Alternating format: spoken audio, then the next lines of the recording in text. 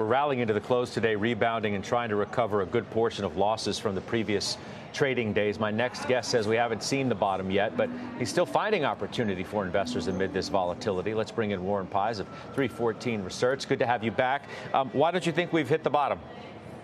That's just what history says. You know, when yesterday at the close, we would have had an 8.5% correction. So we went back and studied every 10% move historically going back to the 1970s. And in general, you get a 10% move, more than half of those you end up going down, like say another 5% on average.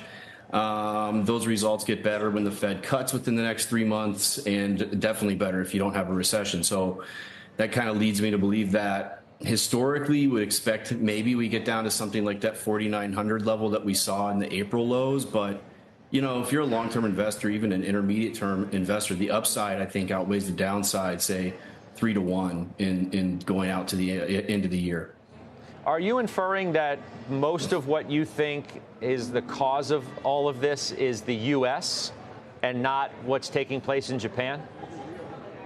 Yeah, I mean, I do think Japan contributed somewhat. I mean, it was like kind of the spark, but the real nervousness, the jitters that I think that have really surrounded this market over the last, since say mid-July when we were at the highs, have been a phase shift from concerns over inflation. And good news is inflation's kind of dead as a concern, to concerns about growth. And so now I think everybody's nervous about a recession, and we have seen serious deterioration in the labor statistics and certain things that if you want to be a recessionista, you can point to and call for recession. And so I think that's where the nervousness is coming from. And then you get kind of the spark that lights the fuse out in Japan. And so, yeah, it's a combination of both, but really it's this phase shift, I think, that's behind everything to growth concerns. I mean, it was a little softer jobs report in a still reasonably strong labor market, wasn't it?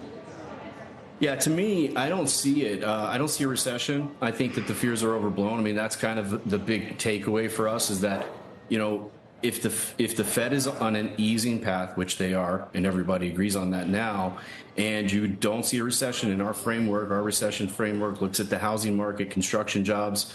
Remember, job losses define a recession.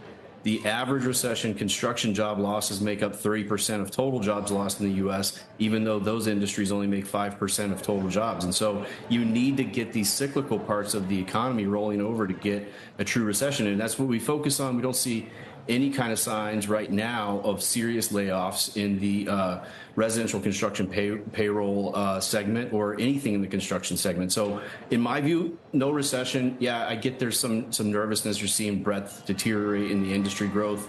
But ultimately, I'm fading those recession fears. I still am in the soft landing camp, I guess. So if that's the case, then what's become most attractive relative to the dislocation we saw over the past few days because of fears about the economy going into a recession? Yeah, I mean, I think there was a big, and we talked about this, I think you and I earlier, is like this drumbeat for buying small caps, and it really confused me. Like, this is a late cycle environment still. I mean, what we're debating is whether or not we go into a recession. This is not in a situation where we're emerging from a recession or a serious bear market. And so you don't want to be in low quality. You don't want to be in small caps. You don't want to be in cyclicals. And so that leads you into, by process of elimination, into high quality stocks. I think you also want to shade away from the Mag 7. So you have this kind of high quality non-Mag 7 area. That's what we've been focusing on. In the quality group, what you can really do, our research is focused heavily on quality at this point in the cycle. And what you can do is you buy dips. So, for instance, our fund was buying housing-related stocks going into July, and because those are high-quality stocks with a pullback, and we've rotated a lot of those gains into some of these tech-type stocks and semi stocks and semi-adjacent stocks going into August. And so, high-quality, long-term uptrend, short-term pullback, that's the mix that I want to play. Stay high-quality, stay large cap.